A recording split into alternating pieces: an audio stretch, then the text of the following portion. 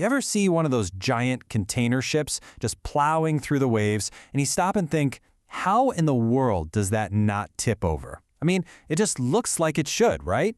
Well, today, we're going to dig into the invisible physics that keeps these behemoths afloat. I mean, seriously, just try to wrap your head around it. We're talking hundreds of thousands of tons of steel and cargo. It's basically a floating skyscraper just balancing on water. You know, the one surface that's, well, constantly moving. It's wild. So, what's the deal? What's the secret sauce? It's not magic or anything like that. Obviously, it's all about physics, but trust me, it is absolutely fascinating. We're going to answer that one big question. What keeps these things from tipping over? Okay, so here's how we're going to tackle this. First, we'll look at the basic balancing act. Then, we'll meet the hero of the story, something called the righting lever. After that, I'll show you how to read a ship's stability report card. And finally, we'll look at how it all works out there on the open ocean. Okay, so at its core, it all comes down to a constant tug-of-war between two huge forces. You've got gravity, always trying to pull the ship down, and then you have buoyancy, which is the force from the water pushing it right back up. So check this out. On the left, when a ship's just sitting there, upright, everything's cool, its center of gravity, we'll call it G, and its center of buoyancy, we'll call that B, are stacked right on top of each other. Gravity pulls down, buoyancy pushes up, perfect balance. But what happens when a wave hits? Look at the image on the right. The ship tilts or heels, and suddenly the underwater part of the hull changes shape. That means the center of buoyancy, B, actually shifts over. Now those two forces are out of whack, and that creates this twisting force that actually wants to snap the ship right back upright. And that little twisting force, that automatic self-correcting reflex, well, you can measure it. And that measurement, my friends, is a ship's secret weapon against capsizing. It's called the righting lever, or just GZ for short. And all it is, really, is the horizontal distance between that downward pull of gravity and the new shifted over upward push of buoyancy. The bigger that distance, the more power the ship has to push itself back. Think of it like the ship sticking out an invisible arm to catch its balance. Pretty cool, huh? And this visual just makes it so clear. Watch what happens. As the ship starts to tilt, that GZ lever, that invisible arm, it just appears. And as it tilts more, from 10 degrees to 30 to 40, look at that, the lever gets bigger. That means the ship is actually fighting harder to get upright. The more it tilts, well, up to a certain point. It's like it wants to be upright. Okay, so this is all great in theory, but how does the crew on a ship actually know how stable they are at any given moment? They can't just feel it, right? Of course not.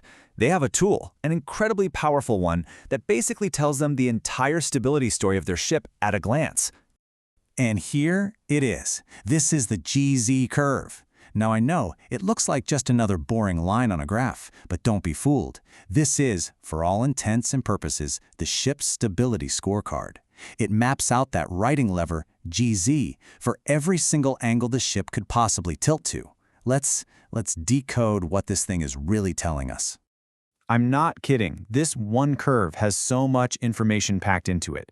It tells you the whole range of angles where the ship is safe, the exact angle where it's the strongest, and maybe most importantly, the point of no return, the angle where it's game over. So let's zoom in on a couple of the most important parts. All right, first up, look at the very top of the curve, the peak. That point right there, that's the angle where that righting lever, GZ, is the biggest it's ever going to be. That's the sweet spot. It's the angle where the ship has the most power, where it's fighting with everything it has to get back to being upright. But every story has a villain, right? The curve also shows us the absolute danger zone. See where the line comes all the way back down and hits zero? That is what's called the angle of vanishing stability. If the ship tilts past this point, that righting lever, it's gone. In fact, worse than gone. Now gravity and buoyancy are working together to flip the ship over. This is literally the point of no return. So you're probably thinking, okay, great. So every ship just has one of these curves and that's that. But, it's not quite that simple. In the real world, a ship's stability is never just one fixed thing. It is changing all the time. See, a ship's stability totally depends on its weight, what we call displacement, and, crucially, where all that weight is located. So you can't have just one scorecard. Instead, naval architects create this whole book of charts called the cross curves of stability. The best way to think about it is like a whole library of GZ curves, one for pretty much any way you could possibly load the ship. And this means the ship's officers are doing math constantly. They're grabbing a number from that library of charts and then they have to make corrections to it based on exactly where their ship's center of gravity is right now. I mean, every time they load cargo, or burn fuel, or even pump water into the ballast tanks, every single action changes the entire calculation. And yeah, you can see why getting those calculations wrong is just not an option. This diagram here shows exactly what happens when stability is gone. The ship flips into what's called inverted stability. Basically, all those forces that were trying to save it are now making sure it capsizes. It's a pretty sobering reminder of just how important all this invisible physics really is. So, the next time you see one of those massive ships on the horizon, you'll know the secret. You'll know about that incredible constant dance between gravity and buoyancy that's keeping it safe. And it really makes you think, doesn't it? What other giant, complex things in our world are being held together by a delicate, invisible balance just like this?